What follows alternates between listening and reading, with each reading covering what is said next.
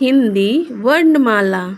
अ से अनार, आ से आम, ई से इमली, ई से ईख, ऊ से उल्लू, ऊ से ऊन, री से ऋषि, ए से एड़ी, ए से ऐनक, ओ से ओखली, औ से औषधि, अह से अंगूर, अह से खाली।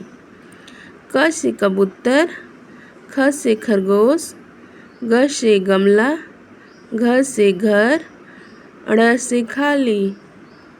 च से चम्मच, छ से छतरी, ज से जग, झ से झंडा, य से खाली। ट से टमाटर, ठ से ठठेरा, ड से डमरू, ढ से ढक्कन, न से खाली।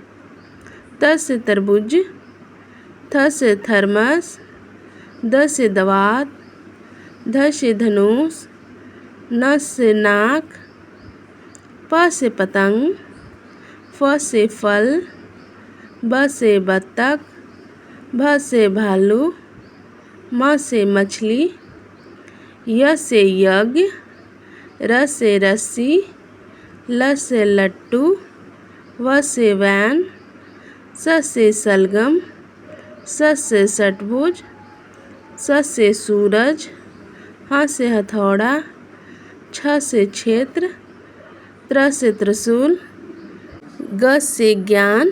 Thanks for watching Dolu TV learning.